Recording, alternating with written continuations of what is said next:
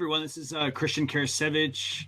I'm the CEO and founder of Social Chefs, and you are watching this week's episode of Social Chatter. And I'm just going to take a second here. I'm going to push us to Facebook as well. So if you're on Facebook or you've got friends on Facebook and you think that they should really join the show, we would love it if you would also go to facebook.com/social chefs and share the live video.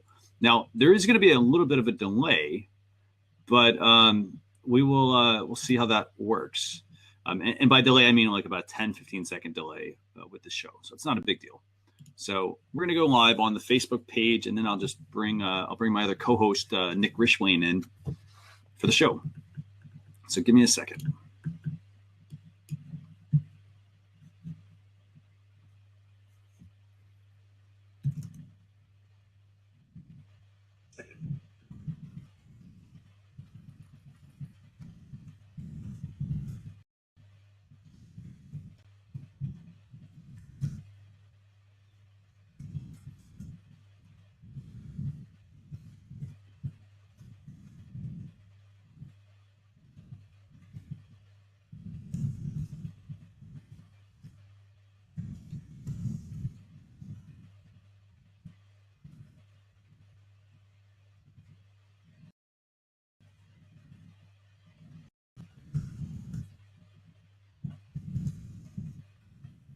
I realize I'm getting a little bit of background feedback here, but let's just we'll keep this rolling here.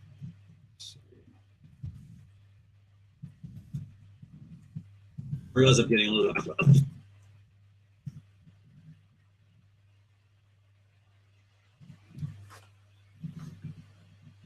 Very cool. So we are actually live on Facebook as well. So in addition to being here on Huzza, we're also on Facebook as well. So I'm going to bring my co-host in, Mr. Nick Rishwain. It looks like we've got a good audience tonight as well. What's going on? How you doing, Nick? I'm doing well. How about you? Pretty good. I know you've had a very rough day today. Just long. Just a long day. Not particularly rough. Hopefully everything got straightened out. It is straightened out. How are you? So we've got pretty good, actually. I'm actually glad we have Huzza working, since it's cool. We have Huzza. We also have Facebook Live working as well.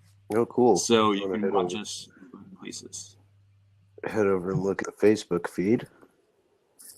Yeah, I was getting a little bit of weird feedback when I was typing. It was like it was playing my video as well. But no worries. This is different tonight too.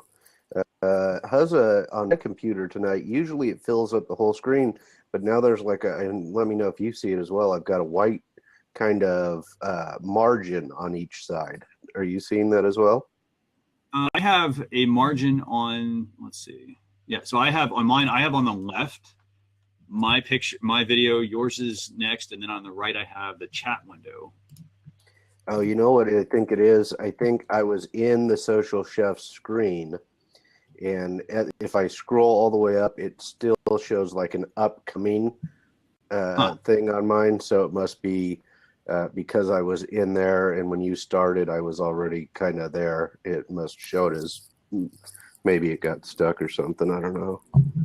Yeah, no worries. I mean, I guess the key thing also with this to make sure I stand a little further back from the camera. I mean, yeah, otherwise I sat back tonight because I thought that might relax me a little bit more, and I'd be more pleasant this evening after, spending money on a car and being frustrated over that.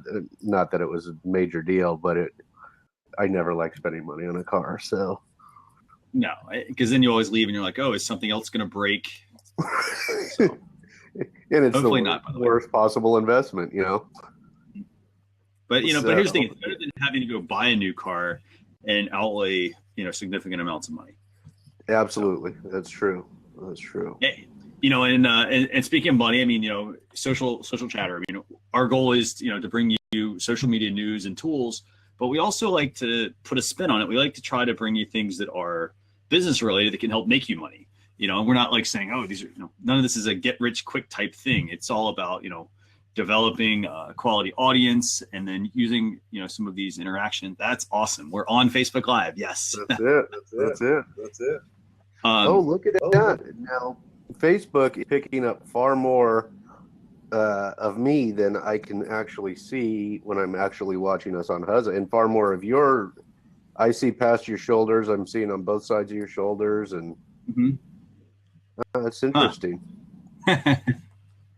Well, I was actually wondering, do I have to put all this stuff behind me? But it's pretty cool. No, but I think I should probably sit forward and look somewhat more professional here, rather than relaxed. All right. Well, cool. Yes, this is good. This is very good, actually. So let me get our notes pulled up by the way, because I mean we have based on I chatted about. I mean we've got there's a lot of stuff going on today. I mean a lot of stuff happening, and it's good stuff. Some of it's a little surprising. I will say that. So I want to just tell everybody just a couple of quick things. So my name is Christian Karasevich. This is Nick Rishwain. Let me get pointing right here. This is Nick Rishwain. And he's experts.com. That's right. So he's with experts.com. If you have any questions during the show, you can put that in the chat. You can also tweet us at CK Rocks at Nick J Richwain at experts.com VP is the one I'll use for here. Yeah, and then and as usual, you can tweet us at Social Chefs. You can also use the hashtag for tonight's social chatter. We do that basically every single week. So let's talk about some of these updates. And I know we had 10 things, but we're not doing all 10. That's just a lot to go over. What we'll do is we'll take 5 of the main ones, I think, and then we'll put the other ones in a blog post as well. Basically, you'll have a whole blog recap, a video recap, and everything else. So what's topic 1 today that we had? I mean, I know we picked up a bunch of stuff. So yeah, topic 1 was the PayPal. PayPal payments and notifications are coming to Facebook Messenger. Now, this comes along with a couple of other items that are also coming to Messenger that are finance-based or payment-based types of systems. So PayPal has announced that it's rolling out an additional payment option within Facebook Messenger, which currently supports payments via debit cards. So PayPal has been pushing to expand its reach into the consumer realm, having struck partnerships with MasterCard, Visa, Vodafone, etc. So Facebook first unveiled plans to expand Messenger beyond a messaging app and into a platform last year. So kind of a standalone platform other than just the Facebook platform. So retailers, including Everlane and Zulily, were among the first partners announced for PayPal in this. While big name brands such as KLM have signed up to, the Everlane and Zulily were announced as partners with Messenger. KLM has since signed up as a partner with Messenger, and so now PayPal has worked with Facebook in order to allow payments. This really opens PayPal up to, what is it, 1 billion users on Messenger now? It's a ridiculous amount. Actually, I'll actually see if I can get the full amount, because you can actually go to newsroom.fb.com, and it's really neat. So I actually have a whole section there. They basically will give you all of the current stats for Facebook. They'll show you how many monthly active users do we have, and so forth. So let me see if I can actually pull that up.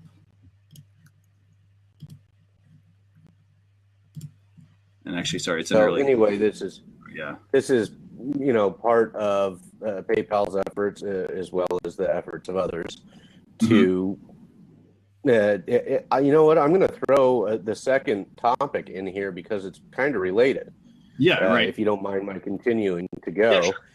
MasterCard users, which, if you remember what I was reading here from the first statement, is they mentioned MasterCard. PayPal has been pushing to expand its reach into the consumer realm, having struck partnerships with MasterCard.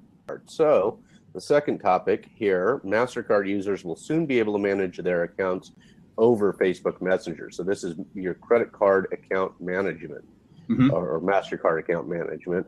MasterCard account holders will soon be able to check on their accounts, track their spending, review past purchases, and more right in Messenger. That's right. MasterCard is, and I'm reading right from the first paragraph of this article. MasterCard is the latest company to embrace Facebook's chatbot platform as a new means of interacting with its customers in an automated but artificially intelligence enhanced way. So that's pretty interesting. So you will have access, I imagine, the way that I access my bank and credit card information through my banking app. You will be able to do the same with your MasterCard if you're a MasterCard user while you're right there in the Facebook Messenger platform. So a couple different, and I'm sure this is going to be also used for using your MasterCard eventually in the Facebook Messenger platform. That way the purchases can be really quick. Absolutely. And I find this really fascinating that, like, for instance, I actually look at this almost like a play like this, that, you know, is PayPal or MasterCard, like potentially, you know, Amex, you know, would they at some point, I mean, are they kind of doing it just to, in a way, to just tap into the Facebook user base, to, you know, to, in a way, kind of thwart Facebook from becoming, you know, just the complete dominant player? Because it's almost like you kind of have to, you know, what was that saying? It's like, you know, if you can't beat them, join them, I guess. Right. So, you know, do you think that it's possibly maybe that's why they're kind of getting into that? You know, I feel like that's part of it. I also feel like Facebook, like chat is doing with the Snap Cash option, where I can transfer money to you, you can transfer money to me. Yeah. Through Snap Cash. I think this is a real push on the banks, a real competition with the banks. So it used to be when you got your MasterCard, now we're talking way back, you get your MasterCard, you'd probably apply for it at your bank where you had a checking account, right? And then, of course, it expanded and you could apply for it in other spaces. But this, to me, you know, it used to be a big deal for the credit card companies to be allied with certain banks that had a large group of individuals. And then to me, this seems like it's a push by Facebook to compete with banking in a way. That I think is the first thing that popped out at me. Just like Snapcash or Snapchat's cash transfer competes in the same way, and there's no charge, right? With Snapcash, there is no, you know, if you do a credit card processing, you're looking at paying about 3.25% for processing it. But when you're doing with Snapchat or Snapcash, there's no processing fee. So to me, that is a direct attack on the banks. Yeah, and it's, you know, overall, this is fascinating. I mean, I think for starters, it's going to make the banks have to stand up and take notice here, because you've got these, you know, companies. This company that started out as, you know, a social network really to connect people, you know, is now moving into the banking piece. Right. Same thing going, and, you know, I think you can kind of see what I'm kind of alluding to here. So, you know, you have Apple Pay, same thing. You know, they're not a bank, but they're coming out with a way to make the transaction easier and seamless for the customer. You know, and you know, like for instance, Apple did this, and they had pushback from Walmart, and you know, Walmart was like, well, hey, we don't want to actually get involved with this. What did Walmart do? They came out with their own, you know, they try to come out with their own form of payment that let them still capture some of that user data, you know, and whatnot, without having to like pay Apple. I think that, you know, you'll have banks in this case kind of have to join them, and this also kind of reminds me, I guess, of the whole thing with you know, with AT&T and Time Warner, for instance, this week. You know, with that whole like announcement of AT&T and Time Warner getting, you know, AT&T and Time Warner coming to an agreement, you know, that AT&T would buy Time Warner. A lot of people question that, and they're like, well, hey, that's not, you know, a good merger, right? But the reason why is because you have all these other companies that are starting to see the value in being more than just the one trick pony they might be. For example, AT&T Telecom, they're saying, hey, you know what? We need content. I look at Netflix. Right. Netflix is the same way. Netflix is saying, hey, I'm having a hard time. Here's the thing. They're saying, hey, I have a hard time getting licenses to content. What are they doing? They're creating their own. Mm-hmm. Amazon, same thing. Amazon saying, hey, we want to get into music. We want to get in, go beyond books and just e-commerce. And we want to also then have other products that are, our own shows. We're going to offer, unlimited photo storage and so forth, which they offered some new stuff with that this week. So I think this is a smart play. Facebook is, really pushing at the forefront of all of this. And, in MasterCard, PayPal, I mean, here's the thing. The consumer is the person, is the one that really needs to win on this. And this is a win. This is a win for the consumer for sure, and for a business.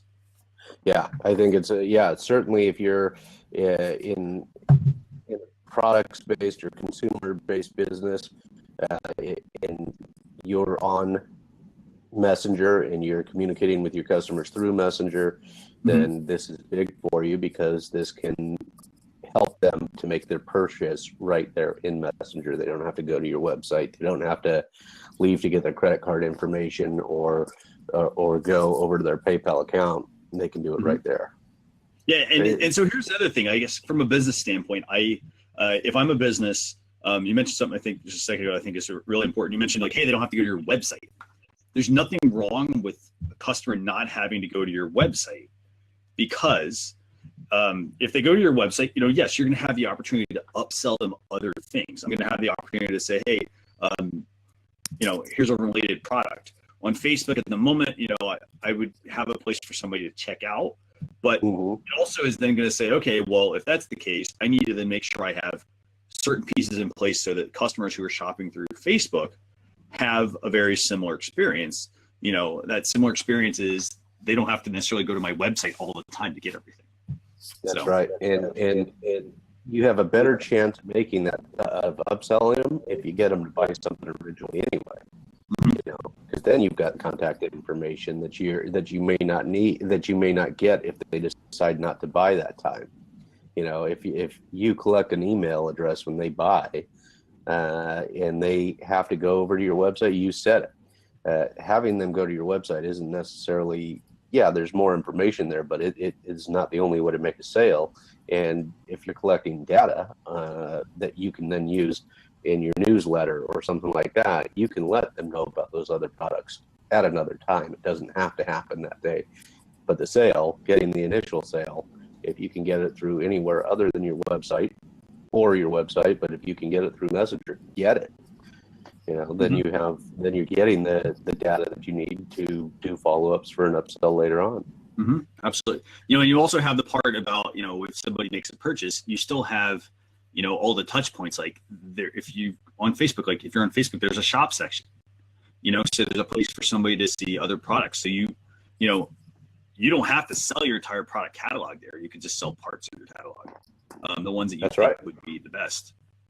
So maybe those impulse buy type of items. Maybe it's not a large purchase item that you're using in that type of a platform or that type of a space. Absolutely. And something you could even do with this is, if you wanted to, maybe you could even limit the quantity, for instance, of something that's available through Facebook.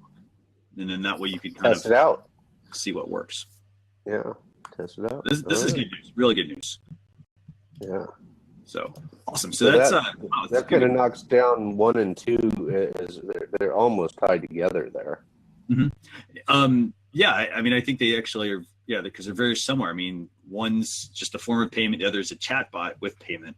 Right. Yeah, as a business, I mean, just the key thing you have to know here is you want to set your Facebook page up with products for sale. Put all your shopping information in there, and then make sure you test that experience so you know exactly how it works, and then see which way tends to drive the most sales. That's right. So, let's see. So that's what 1, 2. Number 3. This one's actually a really good one. This is Facebook bringing 360 videos and photos into instant articles. And by the way, if you have any questions on any of this, feel free to put them in the chat and we'll answer them.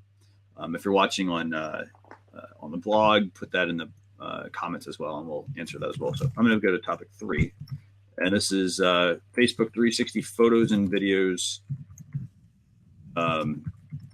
into instant articles. And this is an interesting thing because, well, let's just tell you what this is basically. So Facebook launched instant articles last year. Or sorry, was it last year? Sorry. No, it wasn't that.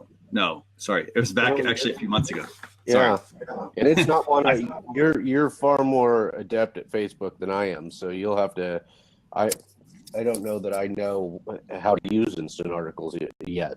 So I know I've never used them. I should say that. I could probably figure out how to use them. I know I've never used them. So this actually rolled out, I think it was March, April, actually, because I actually was I was speaking on this topic literally a couple of days before after it got announced at a major conference. So this is really cool. So what instant articles are, they're Facebook's way to load essentially a mobile version of your website, but they're not actually going to your website. And Facebook does this because every mobile experience, every web experience can be different. And so what they do with instant articles is they give you, the content creator, the opportunity when you're publishing your content to create a version that works as an instant article on Facebook. Now, this is neat because with instant articles, you don't have to give the same experience that you get somebody on the website on Facebook. That's where kind of the 360 photos come into play here. And then what's also really neat about this is you don't have to do it for every article. So you might only want to do it for the content you're sharing on Facebook if you want to do that. So what this is doing is, what you could do with instant articles before is I could put in like checklists and polls and interactive content. I could put a video in, but now this is, I could put a video and I could put a photo, put flat content. And what this does is it lets me put 360 videos and photos into my instant articles. So for example, let's say I was going to write a blog post about my business and I wanted to give you a view around my store. Mm-hmm. So the old way of doing this would be, hey, I take a whole bunch of photos, I upload them to the blog post. It looks fantastic. I could even embed a Facebook post so you could view all of them, except they're flat. They don't really give you a view of my business. Right. If I wanted to say, hey, you know what? I've been getting a lot of people, like maybe in the post I talk about the business and I tell you where I'm located. A lot of times people might say, hey, you know what? I have a hard time finding your business because it tells me, Google Maps or Apple Maps, whatever mapping tool I use, tells me to go to this location and I can't ever find you. So that's something that, as a business, you might want to keep those comments in mind if you're announcing something about it. And here's how you could use 360 photos or videos. You could create a 360 photo or video, and then when you publish your blog post, include a 360 photo or video that somebody can basically pan around on Facebook. And that will be a way for you to incorporate the instant articles and the 360 component together. I like does that make sense? Make sense? Yeah, it does. In fact, did you post the link to this because they have a great example of what I think it's the National Park Service who was using it at Yosemite, and what a great way to show off Yosemite. For those who have never been, it's an amazing experience to go to Yosemite. Mm-hmm. And a great way for a national park or national service to show what people are missing out on is actually give them a panoramic view of the place. And that's what they're doing in this link that you just brought up, or that you just posted here, is they're showing off just how fascinating and beautiful that Yosemite is. One small part of the park, but you get an entirely different experience when you can see that in 360. And you have to remember with the 360 piece, in order to view 360 content, you do have to be on the Facebook mobile app. And all you have to do is go there, and if you search, for instance, for the word instant articles, it'll pull up content that has a lightning bolt. And that basically indicates it's an instant article. And then we tap on it, it will then have the component where, I could take my phone, for instance, and then I can, let me get for the camera here. I can basically then take my phone and I can do the movement of my phone in order to pan around the item. So in the example, like for instance, here in the article, there's one for taking people aboard the USS Harry S. Truman vessel. Mm-hmm. That's pretty neat. I mean, because, it's neat, but at the same time, I guess the one thing I also kind of question on that is, if somebody like wanted to actually go see that, sometimes it's about the experience and going there, I guess. Sure. If you give them the full great draw. I think it's a great draw by showing the 360 view. I think it's a great way to draw people into seeing that. Absolutely, that's actually a really great idea, Nick. Instead of just saying, hey, hey, here's a view of like what it looks like on the top of this vessel, for instance. You could give just a little sneak peek of it, not the whole thing, and then have some sort of upsell maybe to encourage them. Hey, if you want to book a tour or whatever, here's where you can go do that. Yeah, so. I'll tell you, when I looked at the 360 video of Yosemite, which I haven't been in several years, and it's not that far from me, and I'm like, that place is spectacular. Why haven't I been there in several years? People come from all over the world to see this, and it's in my backyard, and yet I haven't been in probably 5 or 6 years. So it's really great way to get people to take some action, maybe that they haven't even been thinking of, or give them a real, put the carrot out there and try and draw them in. So, like you said, if it's, you may want to show behind the scenes of your shop or your, I'm thinking of like Chocolate Johnny does these things well with showing the, how he makes chocolate.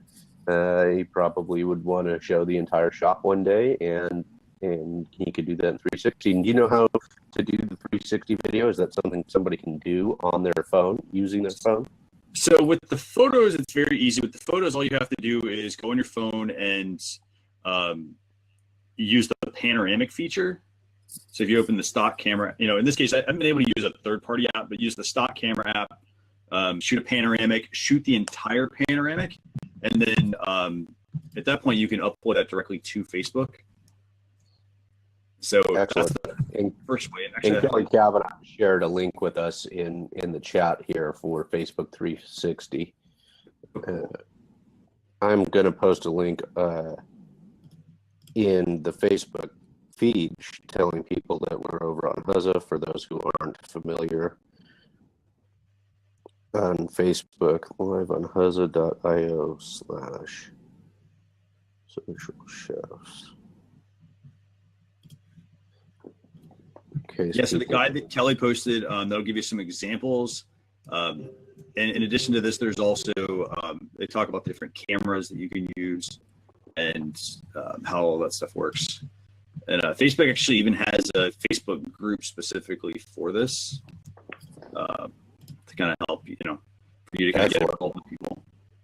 So should we, the next item I have up is or that I thought would be a good one to cover tonight, is the big story. Should we save that for the end and maybe do a LinkedIn story? Yeah, we can. Yeah, let's do that. And by the way, I just want to also, I'm going to put a guide in here for everybody if you want to learn how to actually use 360 photos. There's actually a guide with some of the tools that are available and showing you how to actually take your 360 photo. So excellent. Awesome. Yeah. So let's move into that next one. So that's we don't cover LinkedIn all that often, so that's why I thought we should when you send over those 10 topics. I thought a LinkedIn topic would be pretty good.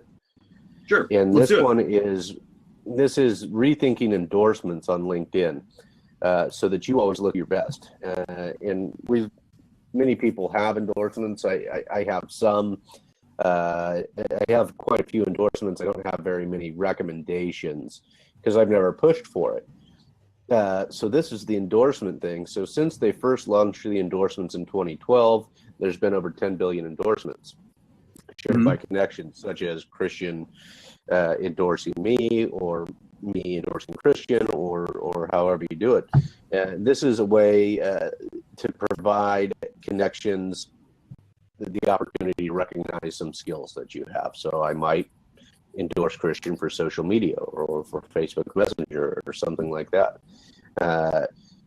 What While many people are using these endorsements, LinkedIn evidently realized that there was still more to do, so they began to rethink the endorsements feature and how to deliver endorsements to provide more value required sort of a blended approach.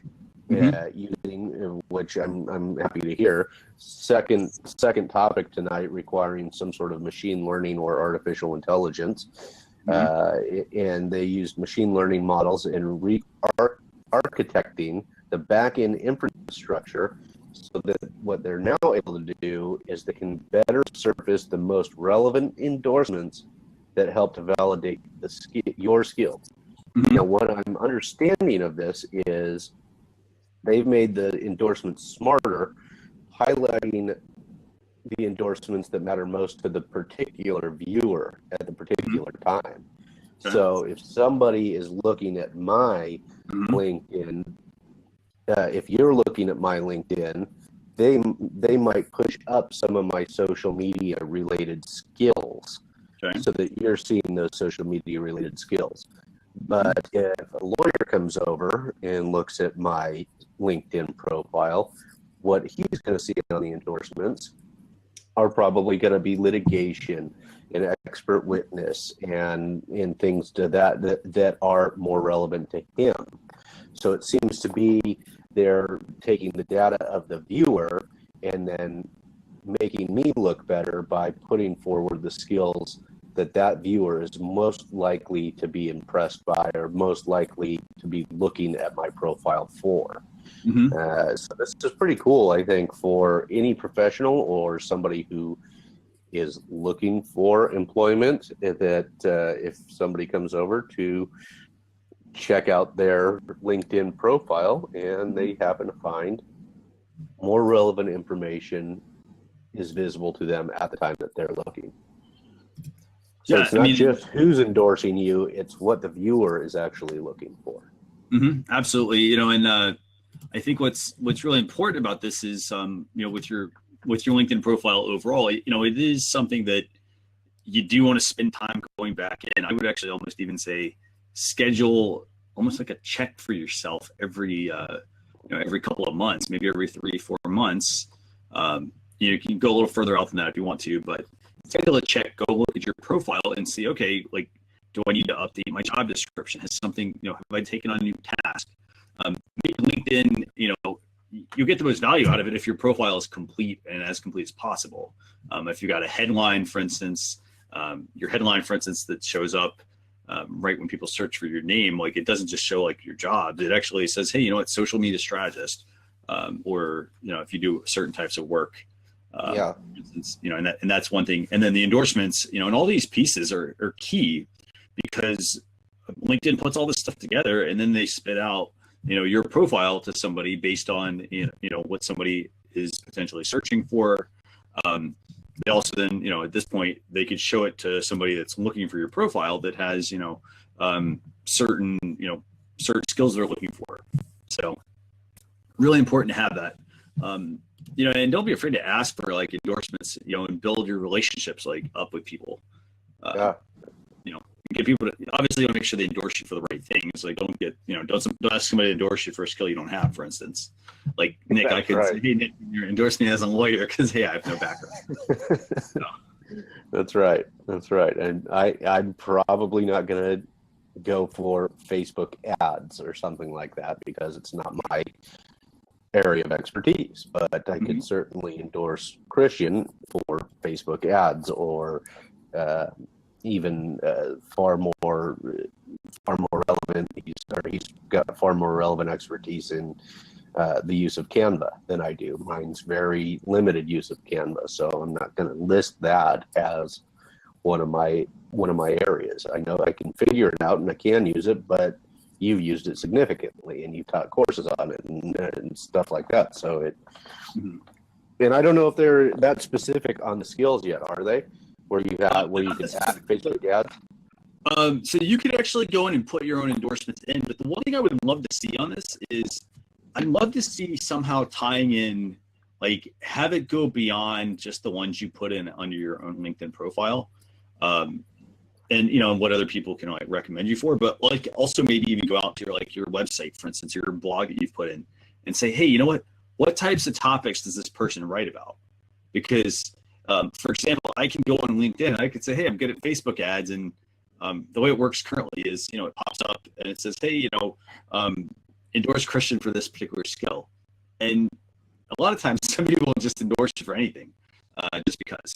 So I do wish it would hopefully get smarter. By the way, Kelly, you don't want to hide something you're not skilled at doing. So you can actually go in and you can reorder your endorsements. I don't know if you're aware you can do that. Yeah, you can reorder them and move some up, especially if you're working on something more recent and so you're really sharp on that skill. Mm-hmm. Yeah, and you can do that. That's a good question, Kelly. I don't know if that'll change after this. What was the question she had? She asked, I'd still not want to hide something I'm skilled at doing, and whether or not they'll be able to see the article says they'll only see the most relevant endorsements for the skills you want to highlight. Yeah. I don't know. I'm not sure on where they'll go from there. Well, so I'll give you kind of some context on this. So for instance, like my background has been in computer science and internet marketing, but I also have a degree in culinary arts. And so if I, for instance, if I were to put all that on, like say resume, I'm going to have this really long resume with education and work experience geared towards one field and education work experience geared towards another. And a lot of times, like with the resume, that just becomes too big, too long, to give somebody, and then they're going to question, well, this isn't really relevant. So I get why they would want to say that they only see the most relevant endorsements for the skills you want to highlight. Because, for example, I did that, I did that a few years ago, but my time is now spent on internet marketing. It's been like that for the last 15 plus years. Right. So, I want to make sure that I put that, I'm in my case, I want to highlight that because that's what I would actually be interested in versus, I'm not looking necessarily to go back into that other field. Right. So you just do it for yourself and your wife now. Right. Mm-hmm. So, it's nice. It's always, it's nice that when you go places like, you value a lot of that, but it is something that, in my case, I look at it differently. Right. It's not necessarily something you want to highlight because it's a skill that you have, but it's mm-hmm. not something you're trying to necessarily market. And then at the same time, Kelly, I totally get where you're coming from. You still want to see why they want to highlight some, but you want people to have access to them all. And, and that makes a lot of sense. To be able to have access to it, but I guess it then comes back to it's the responsibility of, I guess, the LinkedIn user to, this could be LinkedIn's play. They want to make it sticky. They want you to come back to the site. So in this case, if the goal is like, hey, I want to be known for, let's use social media as an example. Let's say I want to be known for like Instagram. I would want to, skew everything towards Instagram, but then let's say another new social network comes out and you're like, hey, you know what? That's my new thing. That's my bag. Then you want to skew it towards the other one potentially. So it then becomes the responsibility of the user, I think, to go back in and do it. So, as a business owner, here's the thing. The key thing is if you want to get clients off of LinkedIn, you want to be updating your profile. I realize you may run your own business and you don't necessarily, look for opportunities, but people are looking for you. They're not you particular, but they're looking for you, and they're looking like for the certain skill sets that you might have to help them. So keep that in mind. And LinkedIn, your LinkedIn profile will come up very high in a search engine search for you. So it's often the first thing that people will see when they're looking for you. Yeah, if I look up if I go to Google and type my name in, like I show up like third for LinkedIn. Yeah. So that's important information for people to have. Absolutely. Even and I can say from my own experience that my LinkedIn profile requires work, but there's reasons that I've done it the way that I've done it. for people looking for expert witnesses specific. Mhm. But as far as how professional it looks, it could look a lot better. So And should we go on our big news? let's do the big news. What's the big news? What's the big news? Big news is that Twitter is terminating Vine. And by the way, I just did a search for my name, and guess what doesn't show up on page one? Fine. And did it previously? I don't think so, but kind of had to take Because a I look. was never a Vine user. I was a Vine viewer, but not really not a content creator on Vine at all. I used it. I will say this: I really liked it when it came out. It took a little bit of work to do pretty much anything like creative on it. I would use it more for like stop motion animation. Okay. So like you might take an object, stop motion animation. You take an object, you take one shot, you then move it to another and another and another, and then you play back, and it creates a loop of the item moving. Pretty fun doing that. And you would repurpose that maybe for another platform, or would you do it right there you leave it on Vine? Well, yeah, I would at the time I would just put it up on Vine, but then I kind of got, I was like, okay, this is kind of neat. But then Instagram came out with their longer videos, and then at that point I was like, no need to stick with Vine. Instagram is definitely where the party's at. So yeah. And before that, there's actually another company. I think it was called Tout. I think it was, and they did very short videos as well. So it was way before Vine and before Instagram. But so Twitter's shutting down Vine.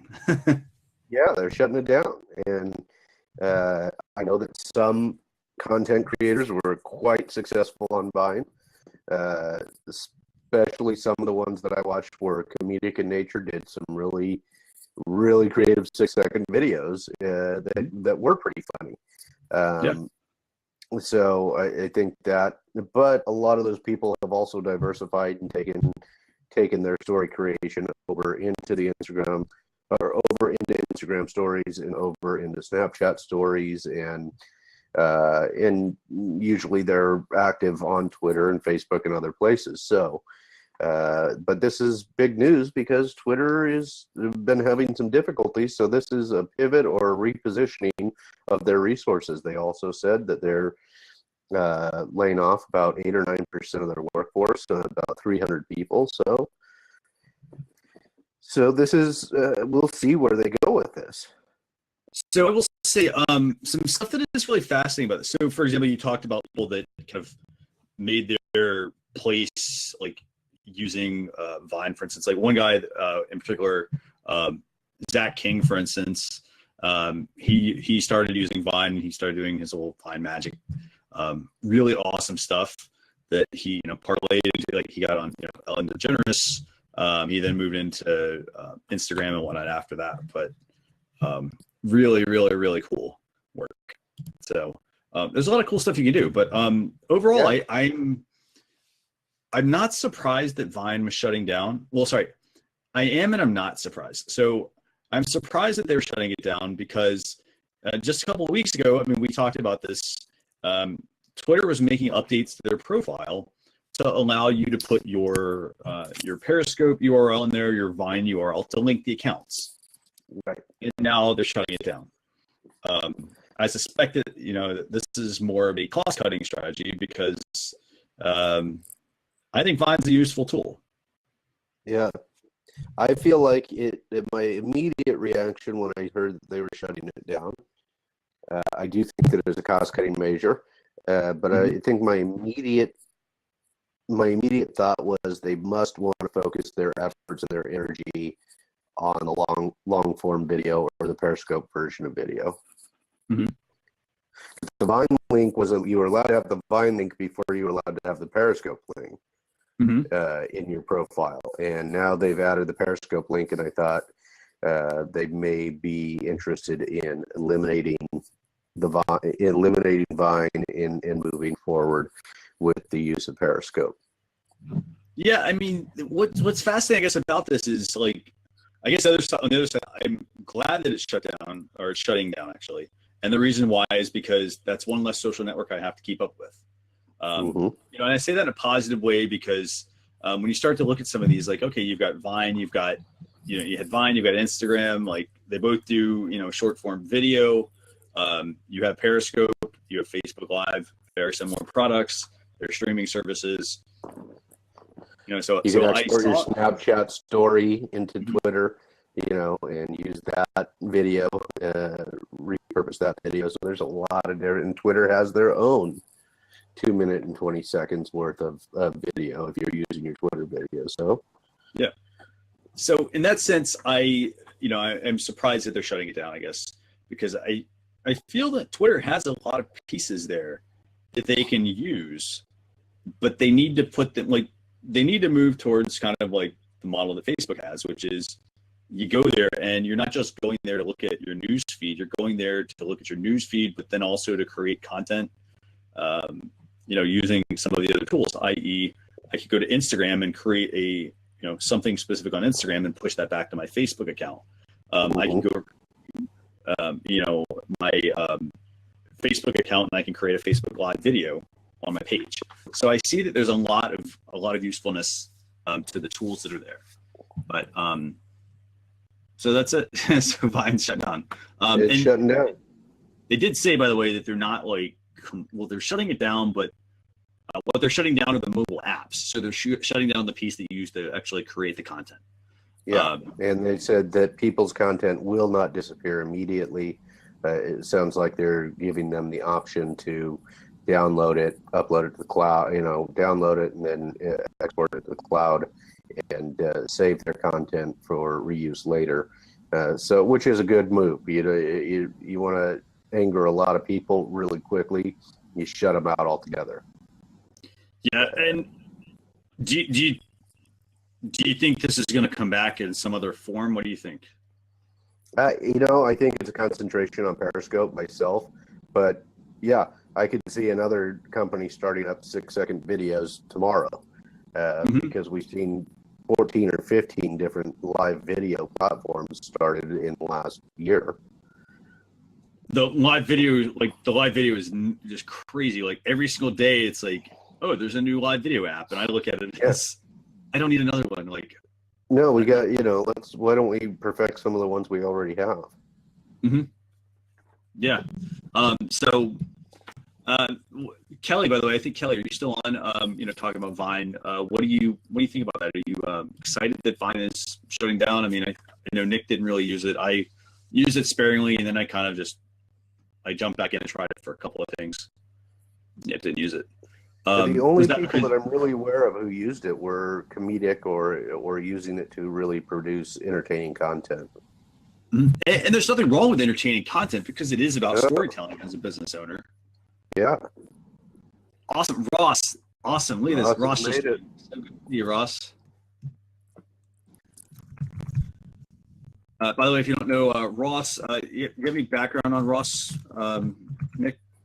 Ross Brand is what I like to call the Edward R. Murrah of live video, or he is the anchor, the reporter, the man who knows what's going on across live video platforms. He's also an HR consultant, but he has really taken it upon himself to report on live video and create this hub of what's going on in live video today. And that's what Ross does. And Ross, please further explain it, if you will, Ross, but that is my take on you, and I hope that is, I'm glad you like that as a shout out, because that's how I would describe you to people. So I hope that did it justice, but please feel free to further explain.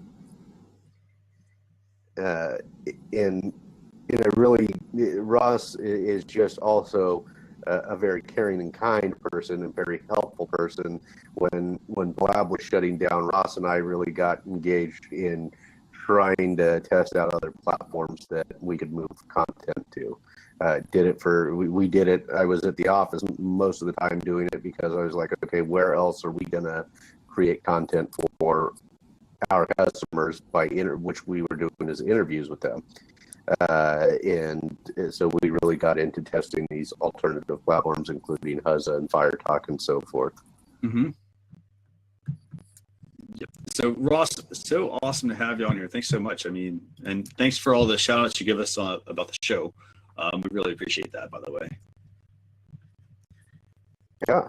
So should we get into tools? Because we're getting... Yeah, let's talk about a couple of tools. And by the way, just a couple of quick things I want to mention. There are a couple other topics we didn't talk about, but I will put them in a blog recap. Some of those include a new feature for Facebook Live. They're video masks. They've rolled them out specifically for Halloween. That's one feature that you'll want to check out. I know some people, I haven't been able to get it to work yet, but some people have it, and some users are like, hey, it doesn't, it's not showing up. So that's one thing. There's also a new feature called YouTube end screens. That's actually really cool feature as well. If you do a lot of YouTube videos, it'll let you add some screens to basically hook your user into watching more videos. Very useful thing. And then we've also got some updates on something called the Pinterest 10 Collective. So be sure to check that as well. And I'll send you an email out with all of this probably tomorrow, I think. So let's talk about tools. Tool number one is a tool called, and I'm not sure I'm saying this right, Pluggio, Pluggio. I would have gone for Pluggio, but you could be right. That's a tough one. Yeah, so what this basically does is, and by the way, it looks like Nick's still on, but it looks like we have his silhouette now. But basically, this tool is, let me see if this is the right link. Oh, sorry, I got the wrong link there for you. We'll see if Nick joins back. Okay, so here's the tool. I can see both of us, and Ross and Kelly can both see me. I'm seeing a silhouette, so that must be my end, I guess. Well, basically what this tool is, it is a tool for Facebook and Twitter users. It's a dashboard, basically, so you can get Twitter content, you can schedule content, you can tap into a feature called Drip Feed, Friend Finder, content streaming, automation, basically. So what it does is it lets you create tweet streams, manage multiple Twitter accounts, get more followers, and then obviously tweet some awesome stuff, whether it's news or blogs and so forth. And it's a free tool. Or sorry, let me phrase that. There is a free aspect to it, and then there's also some paid aspects. If you get into being like, if you have like 5 Twitter accounts and, some additional things, but some really neat stuff there. It's also got, so like I said, it's got a feature for scheduling tweets, automating feeds, but there's also a drip feed, which basically lets you post you add to a queue for Pluggio. They're automatically shared throughout the day at regular or random intervals, and it's shared with is shared with scheduled tweets. So pretty neat. Basically lets you put this content in, and then it can slowly drip it out over time. Oh, there you are. Okay, cool. So that's tool number one. Pluggio. I'm not sure if I said that right, but pretty neat little tool. Is direct message for Instagram. Mm-hmm. But this is an interesting one. So this is an update to direct message, right? Am I wrong on that? So what this one is actually this is a totally separate tool from Instagram direct messages. So Instagram direct messages, that's Instagram's feature in their app where you can basically private message somebody. Now, in order to send these, you have to be on the mobile device. So what this app does is it lets you access it from your desktop. Right. So that's basically what it does. Yeah, and so you can access this from Mac only, it looks like right now. Yeah, it is Mac only. It's first and only Mac app that can send and receive direct messages for Instagram from your Mac. Cool. So, and I realize we've got, a Mac only app, but I would say, some of the options tend to be a little limited when you look into some of the other tools that are out there. So I would say that's one thing. And then, speaking of that, if I am an Instagram user and I want to go send somebody, do anything on the desktop on Instagram, you're very limited to what you can do. You can go and you can comment on something. You can like a post. but you can't do anything else. You can get the embed code basically, but you can't actually have any communications really aside from just commenting and liking something. So definitely worth checking out. It's like $3, and it's 50% off for a limited time. Okay. And then our last tool for the day is YTCount. Track real-time your YouTube subscribers. Yes. This is a perfect app for YouTube users. With this app, you can see how a YouTube channel grows with real-time subscriber counter. And this is a very, very, very basic app. Very basic in the sense that all you have to do is log into the app, add your YouTube channel, and you can instantly see how many views you've got, how many subscribers you have. But you can also add in pretty much any channel that you want, and it will show you the subscriber numbers. So you can see the subscriber numbers. I can see like video numbers. I can see everything right from an app. To me, that's convenient because I don't have to then go log into YouTube and, let's say I want to look at 5 channels. I don't have to log into YouTube and go look at each channel. Instead, I can actually go look at this app, YTCount, and see everything that I want to see in one place. Very cool. And I think that's actually a free app. Looking, yeah. It does look free. Free app. There is an in-app purchase available, but just about everything's doing in-app. And in-app basically just lets you add more accounts. It's not like you're not limited to 2. I can tell you that you get more than 2. Okay. But yeah. So that's basically, to me at least, I think as a business owner, this would be a handy app to have.